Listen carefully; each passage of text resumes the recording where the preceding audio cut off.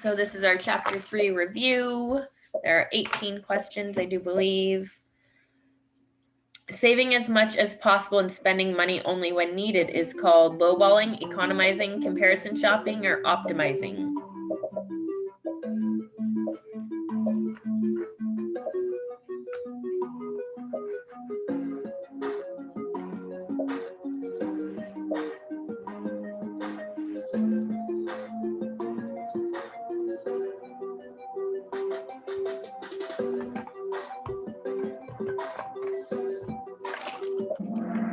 Economizing is saving as much as possible and spending only money when necessary.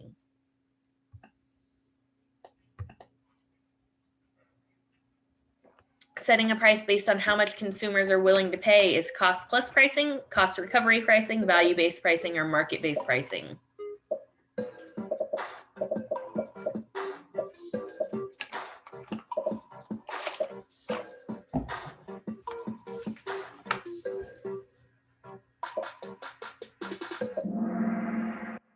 Value-based pricing. Market-based pricing is when you base it, so value-based pricing, how much they're willing to pay, like companies do research surveys ahead of time. Market-based pricing is setting a price based on the market of similar products and trying to have a competitive price. The process of purchasing products based on desire rather than logic, rational buying, emotional buying, impulse buying, optimizing.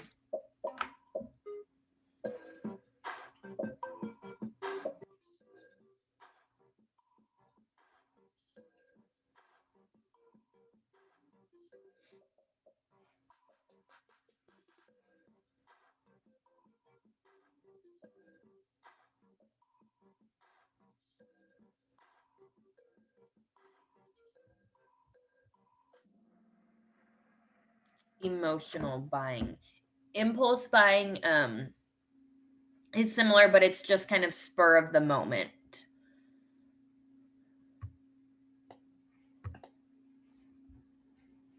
Checking prices, brands, and quality among several sellers to make sure you are getting the best deal is called comparison shopping, rational buying, time value of money, or unit pricing.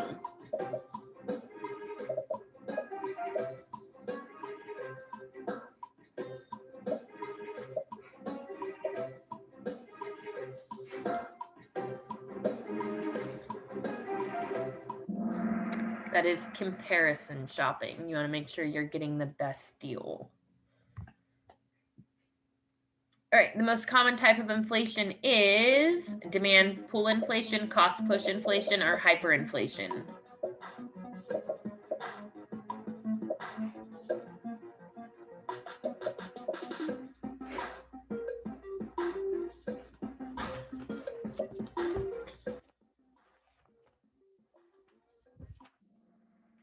So demand pull inflation.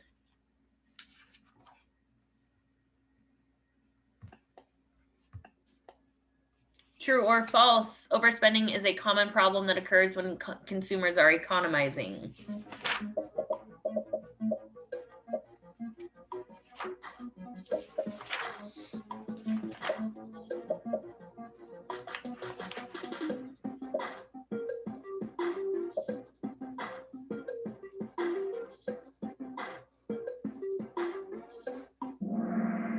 That is false. Economizing, remember, is saving and spending as little as possible only when you have to. True or false, mild inflation of 2 to 3% is said to be good for the economy.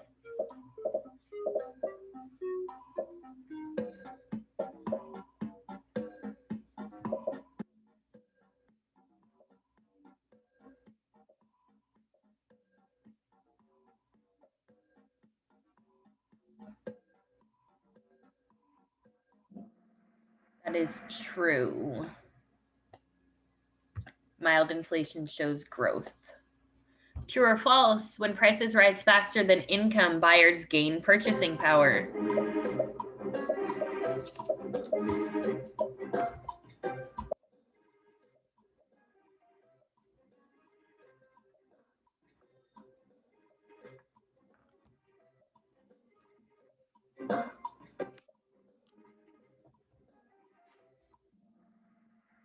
Is false. So if the prices go up faster than your income, you're actually losing purchasing power because your income isn't keeping up with the cost increases.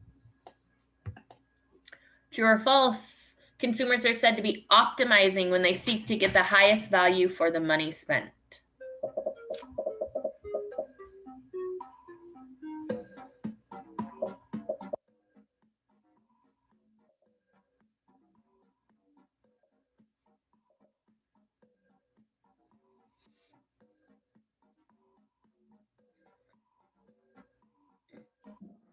That is true. True or false? Billboards and signs are examples of targeted advertising.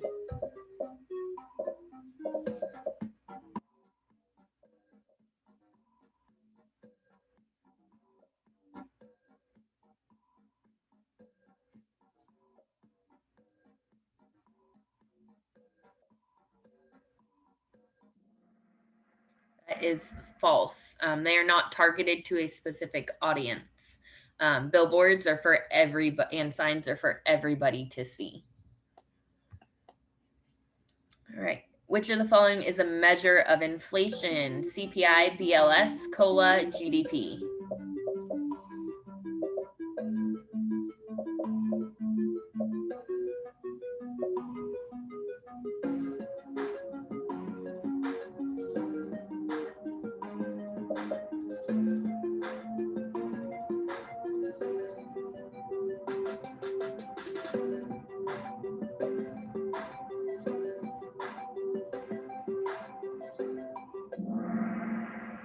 CPI. CPI is how inflation is measured. The Consumer Technology Bill of Rights gives consumers the right to space shift, time shift, translate content into other formats, or all of these.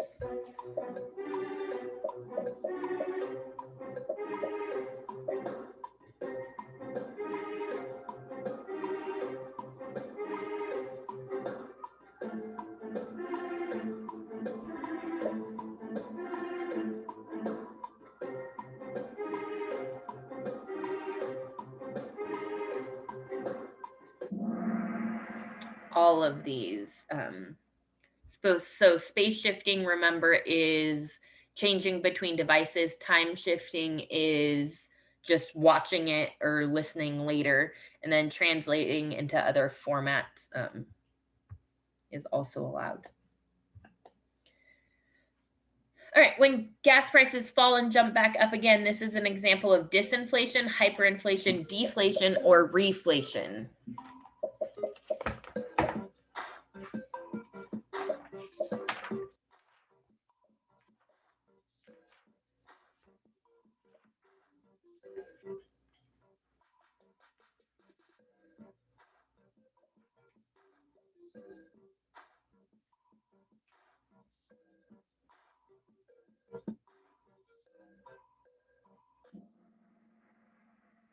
That is reflation.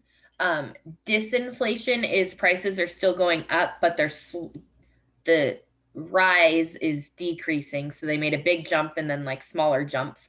Hyperinflation, remember, is said to be around 50% or more, and we've never experienced that here in the US. Deflation is a decrease in prices, and reflation is when they go back up again. All right, which of the following schemes occurs when an expert financial advisor promises high returns and steals their money? Fake sale, Ponzi scheme, pigeon drop, pyramid scheme.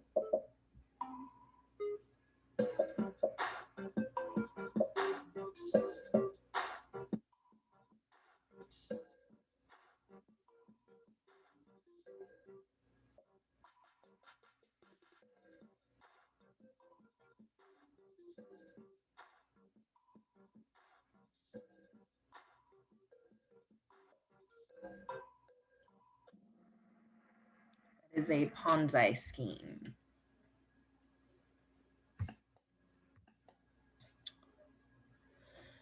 What do businesses use to inform consumers about products and encourage them to buy? Advertising, deflation, lowballing, or a markup?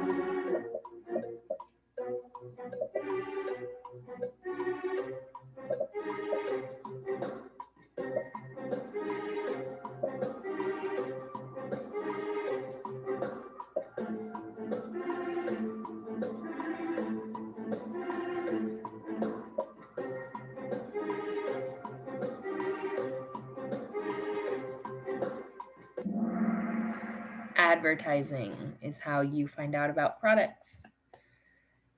All right, I believe these next 3 problems are math problems. Which of the following bags of chips is the best buy?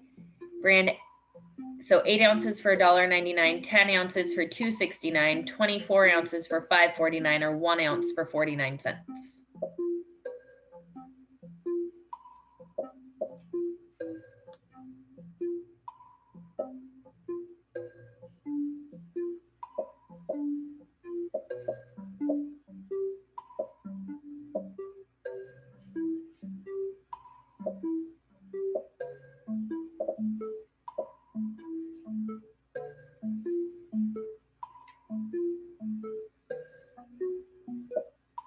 Give you a lot of time here. 2 minutes, I think. Maybe more time than you needed.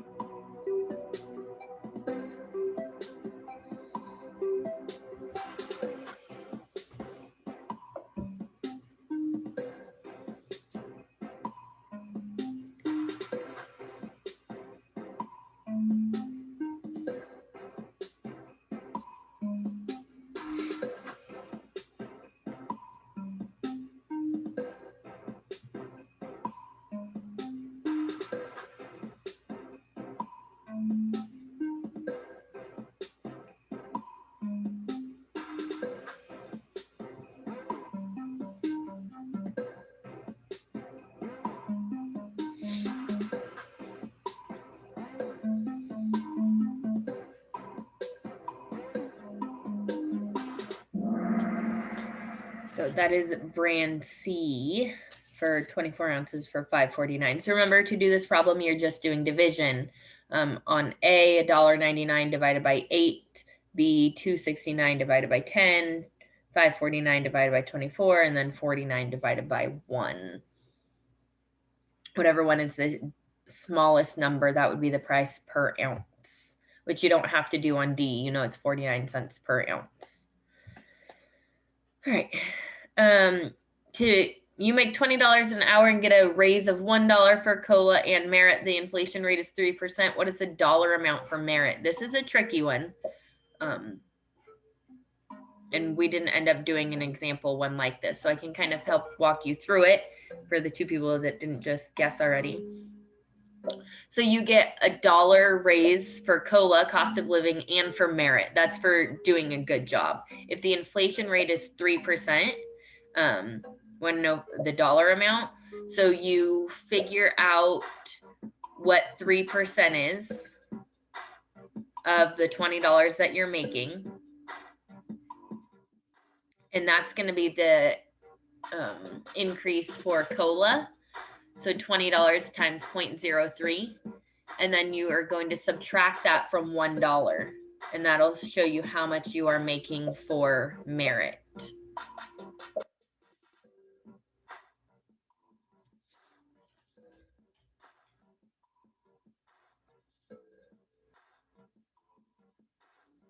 Again, figure out what 3% of 20 is. That's how much of your raise is going for COLA, cost of living adjustment, to account for inflation. The rest of the raise is for merit, doing a good job.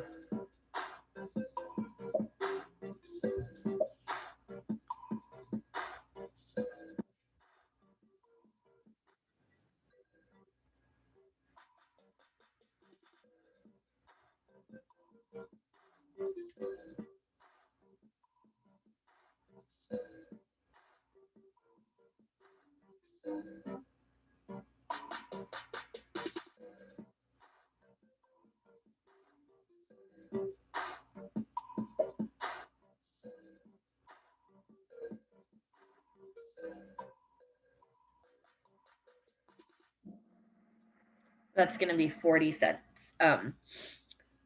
So just kind of, even if you didn't know how to do this one, if you look back at the problem, it tells you $1 for COLA and merit. So it can't be $1.60 because that's saying that just $1.60 was a raise for doing a good job. So it has to either be A or B here. So 60 cents is how much the raise was to account for COLA, cost of living adjustment. $20 times 0.03 is 60 cents. So 60 cents was for a cost of living and 40 cents was because you're doing a good job, merit. And last one, a retailer purchases an item for $80 and sells it for $108. What is the markup percentage? $28, 74%, 135%, or 35%?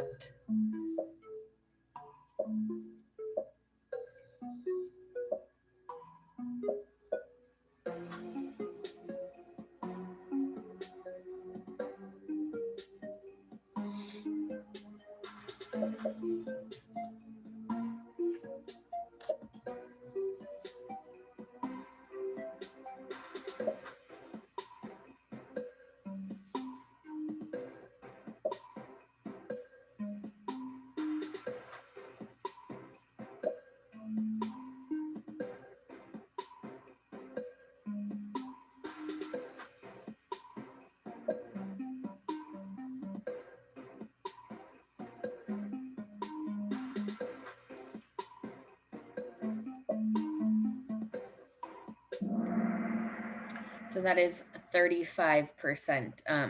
So $28 is the dollar amount markup. So 108 minus 80, it was an increase in $28. Then 28 divided by 80 is going to give you a 35% markup.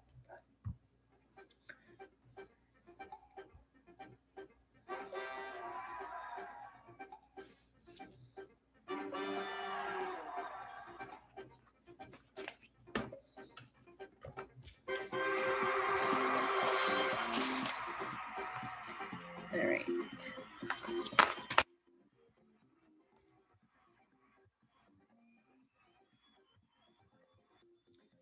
So, okay, got that out of there.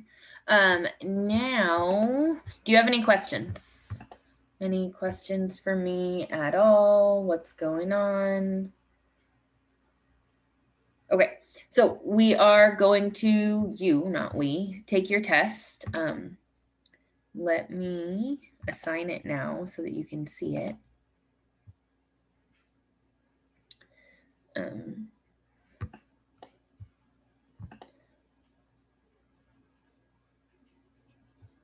Oh, hold on one second. Okay, it is there. So, your test needs to be completed by midnight tonight. It is 20 problems, similar format to last time where it's all multiple choice.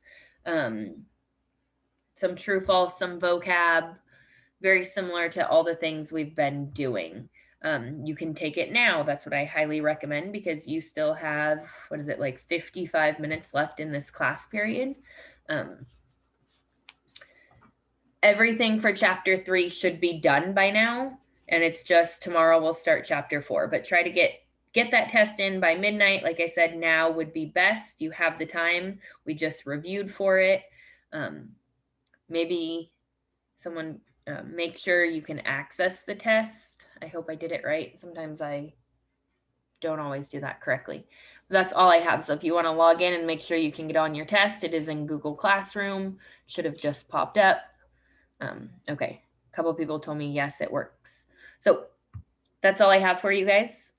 Good luck on your test. Remember, it is open book, it is open notes, it is calculator allowed, but it is not open to other outside resources or people or Google.